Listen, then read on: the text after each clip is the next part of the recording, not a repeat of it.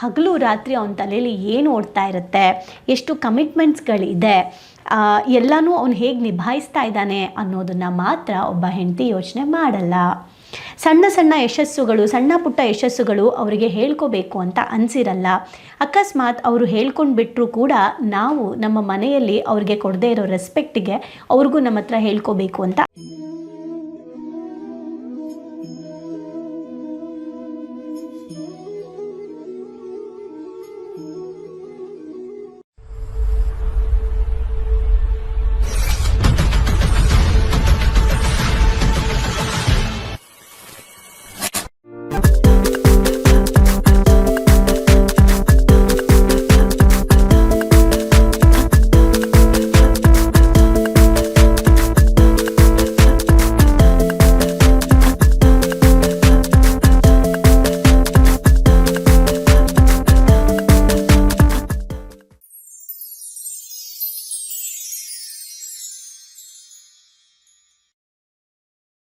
ನಮಸ್ತೆ. ನೀನಿಲ್ಲದೆ ನನಗೇನಿದೆ, ಸುಂದರ ದಾಂಪತ್ಯಕ್ಕೊಂದು ಸರಳ ಮಾರ್ಗದರ್ಶಿ. ಸೊ ಬರೆದಿರೋದು ಡಾಕ್ಟರ್ ವಿರೂಪಾಕ್ಷ ದೇವರಮನೆ ಸರ್. ನಿನ್ನೆ ಓದಂಥ ಚಾಪ್ಟರ್ನ ಕಂಟಿನ್ಯೂ ಮಾಡೋಣ. ದಾಂಪತ್ಯ ನಂಬಿಕೆಗಳ ನಾಕ ನರಕ. ಓಕೆ, ಸೊ ನಿನ್ನೆ ಇರೋ ಮೆಸೇಜ್ನ ಇದ್ದ ಹಾಗೆ ನೋಡುವಂಥ ಸ್ವಲ್ಪ ಪ್ರಬುದ್ಧತೆಯಿಂದ ಅಕ್ಕ ತಂಗಿಗೆ ಮಾತಾಡಿದ್ರು. ಸೊ ಅದನ್ನು ಕಂಟಿನ್ಯೂ ಮಾಡಿ ನೋಡೋಣ ಏನು ಅಂತ. ನೀನೇ ಸ್ವಲ್ಪ ಕಾಮಾಗಿ ಶಾಂತಿಯಿಂದ ಯೋಚನೆ ಮಾಡು. ಓಕೆ, ಈ ಮೆಸೇಜ್ಗಳನ್ನು ನೋಡುವ ಮೊದಲು ನಿನಗೆ ಅವ್ರ ಮೇಲೆ ಏನಾದರೂ ಸಂಶಯ ಬಂದಿತ್ತಾ, ಅಥವಾ ನಿನ್ನ ಗಂಡ ನಿನ್ನ ಬಳಿ ಉದಾಸೀನದಿಂದ ಏನಾದರೂ ನಡ್ಕೊಳ್ತಾ ಇದ್ದಾರಾ? ಎಷ್ಟೋ ಸಲ ಗಂಡಸರು ಹೊರಗೆ ದುಡಿದು ಮನೆಗೆ ಬರುವಾಗ ಬಂದ ಸಂಬಳವನ್ನು ಅಥವಾ ಹೆಚ್ಚಂದರೆ ಪ್ರಮೋಷನ್ ವಿಚಾರ ಮಾತ್ರ ನಮಗೆ ತಿಳಿದಿರುತ್ತೆ. ಆದರೆ ಆ ಪ್ರಮೋಷನ್ ನೀಡಬೇಕಾದ್ರೆ ಆತನು ಎಷ್ಟು ಕಷ್ಟಪಟ್ಟಿದ್ದಾನೆ, ಆತ ತನ್ನ ಆಫೀಸಲ್ಲಿ ಸಹೋದ್ಯೋಗಿಗಳ ಜೊತೆ ಹೇಗೆ ವರ್ತಿಸಿದ್ದಾನೆ, ಅವನು ಹೇಗೆ ಆ ಎಲ್ಲ ಕಷ್ಟಗಳನ್ನು ನಿಭಾಯಿಸಿದ್ದಾನೆ, ಆಫೀಸಿನ ಉನ್ನತಿಗಾಗಿ ದೂರದೃಷ್ಟಿ ಇಟ್ಕೊಂಡು ಉದ್ಯೋಗಿಗಳ ಒಳಿತಿಗಾಗಿ ಯೋಜನೆಗಳನ್ನು ಹೇಗೆ ಮಾಡ್ಕೊಂಡಿದ್ದಾನೆ, ಹಗಲು ರಾತ್ರಿ ಅವನ ತಲೆಯಲ್ಲಿ ಏನು ಓಡ್ತಾ ಇರುತ್ತೆ, ಎಷ್ಟು ಕಮಿಟ್ಮೆಂಟ್ಸ್ಗಳಿದೆ, ಎಲ್ಲನೂ ಅವನು ಹೇಗೆ ನಿಭಾಯಿಸ್ತಾ ಇದ್ದಾನೆ ಅನ್ನೋದನ್ನು ಮಾತ್ರ ಒಬ್ಬ ಹೆಂಡತಿ ಯೋಚನೆ ಮಾಡಲ್ಲ. ಸಣ್ಣ ಸಣ್ಣ ಯಶಸ್ಸುಗಳು, ಸಣ್ಣ ಪುಟ್ಟ ಯಶಸ್ಸುಗಳು ಅವರಿಗೆ ಹೇಳ್ಕೋಬೇಕು ಅಂತ ಅನಿಸಿರಲ್ಲ. ಅಕಸ್ಮಾತ್ ಅವರು ಹೇಳ್ಕೊಂಡು ಬಿಟ್ಟರೂ ಕೂಡ ನಾವು ನಮ್ಮ ಮನೆಯಲ್ಲಿ ಅವ್ರಿಗೆ ಕೊಡದೇ ಇರೋ ರೆಸ್ಪೆಕ್ಟಿಗೆ ಅವ್ರಿಗೂ ನಮ್ಮ ಹತ್ರ ಹೇಳ್ಕೋಬೇಕು ಅಂತ ಅನಿಸಲ್ಲ. ಹೇಗೆ ಅಂದರೆ, ಮನೆ ವಾತಾವರಣ ಅವ್ರೇನೋ ಇವತ್ತೇನೋ ಒಂದು ಒಳ್ಳೇದಾಯಿತು ಅಂತ ಹೇಳೋಣ ಅಂತಿರ್ತಾರೆ. ಅಷ್ಟೊತ್ತಿಗೆ ನಾವೇನಾದರೂ ಒಂದು ಕಾರ್ಯಕ್ರಮನ ಹೇಳಿಬಿಡ್ತೀವಿ. ಮಕ್ಕಳ ಪರೀಕ್ಷೆ ಬರ್ತಾ ಇದೆ, ಆ ಮಗುಗೆ ಅದನ್ನು ತಂದಿಲ್ಲ, ಆ ಮಗುಗೆ ಇದನ್ನು ಮಾಡಿಲ್ಲ ಅಂತಾನೋ, ಅಥವಾ ಹೆಂಡತಿ ಮುನ್ಸ್ಕೊಂಡು ಏನೋ ಒಂದು ವಿಚಾರಕ್ಕೆ, ಯಾವುದೋ ಒಂದು ವಿಷಯಕ್ಕೆ ಜಗಳ ಆಗೋದಾಗಿರ್ಬೋದು. ಹೀಗೆ ಏನೋ ಒಂದು ನಡೀತಾನೆ ಇರುತ್ತೆ. ಹಾಗಾಗಿ ಅವರಿಗೆ ಅದೆಲ್ಲವನ್ನೂ ಮನೇಲಿ ಹೇಳ್ಕೊಳ್ಳೋ ಮನಸ್ಸೇ ಹೊರಟೋಗ್ಬಿಟ್ಟಿರುತ್ತೆ. ನಾವು ಸಹ ಒಮ್ಮೆ ಆದರೂ ಕೂಡ ಆಫೀಸ್ ಕಡೆ ತಲೆ ಹಾಕಿ ನೋಡ್ತೀವ? ಇಲ್ಲ. ಆಫೀಸಲ್ಲಿ ಏನಾದರೂ ವಿಶೇಷ ಕಾರ್ಯಕ್ರಮಗಳಿದ್ದರೆ ಕರೆದ್ರೆ ನಾವು ಹೋಗ್ತೀವ? ಇಲ್ಲ. ಯಾವುದೇ ಕಾರ್ಯಕ್ರಮಗಳಿಗೆ ಅವರು ಒತ್ತಾಯ ಮಾಡಿದ್ರೂ ಕೂಡ ನಾವು ಹೋಗೋದಿಲ್ಲ. ನಾವು ಕೂಡ ಹೊಸ ಹೊಸ ವಿಚಾರಗಳನ್ನು ತಿಳ್ಕೊಳ್ಳೋದಕ್ಕೆ ರೆಡಿ ಇರೋದಿಲ್ಲ. ಅಥವಾ ಅವ್ರು ಏನು ಮಾಡ್ತಿದ್ದಾರೆ, ಅವ್ರು ಏನು ಕಷ್ಟಪಡ್ತಿದ್ದಾರೆ ಅಂತ ನಾವು ಕೂಡ ನೋಡೋದಿಲ್ಲ. ನಮ್ಮ ಕಣ್ಣಿಗೆ ಕಾಣಿಸೋದು ಎಲ್ಲರೂ ದುಡಿಯೋಂಗೆ ಇವರು ದುಡಿತಾರೆ, ಅದರಲ್ಲೇನು ಅಂತ ಅನಿಸುತ್ತೆ. ಆದರೆ ಎಲ್ಲರೂ ದುಡಿತಾ ಇದ್ದಾರೆ, ಆದರೆ ಎಲ್ರಿಗೂ ಇರೋ ಸೇಮ್ ಕಮಿಟ್ಮೆಂಟೇ ನನ್ನ ಗಂಡಂಗೆ ಇರಬೇಕಾಗಿಲ್ಲ. ಹಾಗೆ ಎಲ್ಲರೂ ಪಡಬೇಕಾಗಿರೋ ಕಷ್ಟ ಅಥವಾ ಕಷ್ಟಗಳು ನಾವು ಏನು ಹೇಳ್ತಾರೆ ಕಂಪೇರ್ ಮಾಡೋಕ್ಕಾಗಲ್ಲ. ಹಾಗೆ ಕೆಲವರು ಸ್ಟ್ರಾಂಗ್ ಇರ್ತಾರೆ, ಕೆಲವರು ಎಮೋಷ್ನಲಿ ವೀಕ್ ಇರ್ತಾರೆ, ಅದು ನಮಗೆ ಗೊತ್ತಾಗಲ್ಲ. ಸ್ಟ್ರೆಸ್ನ ಬ್ಯಾಲೆನ್ಸ್ ಮಾಡೋಕ್ಕೆ ಅವ್ರಿಗೆ ಬರ್ತಾ ಇರೋದಿಲ್ಲ. ಇದೆಲ್ಲ ನಾವು ನೋಡೋಕ್ಕೆ ಸ್ಟಾರ್ಟ್ ಆದಾಗ ಯಾರ ಮೇಲೂ ನಮಗೆ ಗಂಡನ ಮೇಲೆ ನಮಗೆ ಕೋಪ ಬರಲ್ಲ ಅಂತ. ಸೊ ಇವೆಲ್ಲ ಬಿಗಿನಿಂಗಿಂದ ಆಗ್ತಿರುತ್ತೆ. ಓಕೆ, ಅದೇ ಥರ ಮನೆಯಲ್ಲಿ ಅವ್ರೇನೋ ಹೇಳ್ಕೊಳಕ್ಕೆ ಹೋದಾಗ, ಏನಾದರೂ ಮಾತಾಡೋಕ್ಕೆ ಹೋದಾಗಲೂ ನಾವು ಅದಕ್ಕೆ ಸರಿಯಾಗಿ ಸ್ಪಂದಿಸಿರೋದಿಲ್ಲ. ನೀನು ಹಾಳು ಪ್ರಾಜೆಕ್ಟ್ಗಳು ಕಡಿಮೆ ಮಾಡಿ ಮನೆಗೆ ಬೇಗ ಬಂದರೆ ಸಾಕು ಅಂತ ಅಂದಿರ್ತೀವಿ.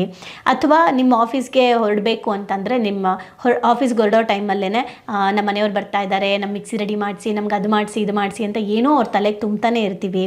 ಇವೆಲ್ಲ ಹೇಳಿ ಹೇಳಿ ಹೇಳಿ ಅವ್ರಿಗೆ ಒಂಥರ ಎಲ್ಲ ನಾನೇ ಮಾಡಬೇಕಾ, ಎಲ್ಲ ಸ್ಟ್ರೆಸ್ಸು ನನಗೇನೆ, ಸಾಕಪ್ಪ ಈ ರೆಸ್ಪಾನ್ಸಿಬಿಲಿಟಿ ಅನ್ಸಕ್ಕೆ ಸ್ಟಾರ್ಟ್ ಆಗಿ ಗಂಡಂಗೆ ಹೆಂಡತಿ ಜೊತೆ ಏನು ಹೇಳ್ಕೋಬೇಕು ಅಂತಲೇ ಅನಿಸೋದಿಲ್ಲ.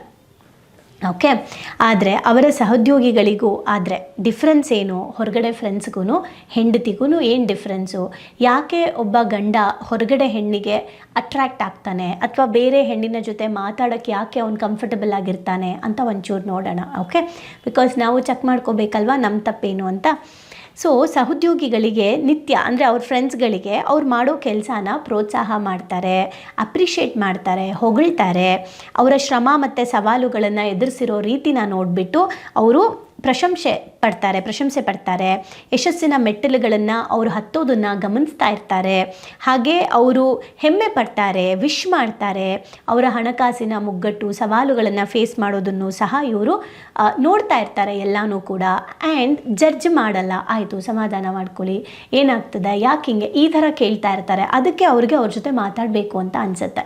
ಆದರೆ ಹೆಂಡ್ತಿದ್ದೀರು ಏನು ಮಾಡ್ತೀವಿ, ಓ ನಿಮ್ದು ಒಬ್ಬರದೇನಾ, ಯಾರ್ದು ಬೇರೆಯವ್ರದ್ದೆಲ್ಲ ಕಷ್ಟನೇ ಇಲ್ವಾ ಅನ್ನೋಕ್ಕೆ ಶುರು ಮಾಡ್ತೀವಿ.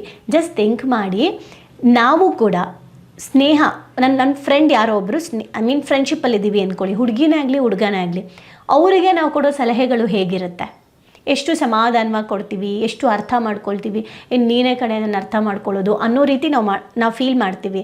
ಆದರೆ ನಮ್ಮ ಗಂಡ ನಮ್ಮ ಹೆಂಡತಿಯ ಬಗ್ಗೆ ನಾವು ಅರ್ಥ ಮಾಡ್ಕೊಳ್ಳಲ್ಲ. ನಮ್ಮ ಹೆಂಡತಿ ನಮ್ಮ ಗಂಡನ ಫೀಲಿಂಗ್ಸ್ನ ಅರ್ಥ ಮಾಡ್ಕೊಳ್ಳಲ್ಲ, ಅವರ ಭಾವನೆಗಳಿಗೆ ಸರಿಯಾಗಿ ಸ್ಪಂದಿಸಲ್ಲ. ನಂದಕ್ಕೆ ನೀನು ಸ್ಪಂದಿಸು ಅಷ್ಟೇ, ನಿಂದಕ್ಕೆ ನಾನು ಸ್ಪಂದಿಸಲ್ಲ, ಈ ಥರ ಬಿಹೇವ್ ಮಾಡ್ತಿರ್ತೀವಿ. ಆದರೆ ಹೊರಗಡೆಯವ್ರಿಗೆ ನಾವು ಚೆನ್ನಾಗಿ ಸ್ಪಂದಿಸ್ತಾ ಇರ್ತೀವಿ. ಅದಕ್ಕೆ ಹೊರಗಡೆಯವರು ಬೇಗ ನಮಗೆ ಅಟ್ರ್ಯಾಕ್ಟ್ ಆಗ್ತಾರೆ, ಅಥವಾ ಹೊರಗಡೆಯವ್ರ ಜೊತೆ ನಾವು ಮಾತಾಡಬೇಕು ಅಂತ ನಮಗೆ ಅನಿಸುತ್ತೆ. ಓಕೆ, ಇದು ಹೆಂಗೆ ನಡೆಯುತ್ತೆ ಸಂಸಾರದಲ್ಲಿ ಅಂತ ಹೇಳ್ತಿದ್ದಾರೆ. ಸೊ ಈ ರೀತಿ ಎಲ್ಲ ಅವ್ರು ನೋಡ್ತಾ ಇರ್ತಾರೆ. ಬಟ್ ನಾವೇನು ಮಾಡ್ತಿರ್ತೀವಿ, ಅವ್ರ ಹಿಂದೆ ಬೈಕೊಳ್ತಾ ಇರ್ತೀವಿ, ಅವ್ರ ಬಗ್ಗೆ ಫ್ಯಾಮಿಲಿಗಳಲ್ಲೆಲ್ಲ ನೆಗೆಟಿವ್ ಮಾತಾಡ್ತಾ ಇರ್ತೀವಿ, ಅವಮಾನ ಮಾಡ್ತಾ ಇರ್ತೀವಿ.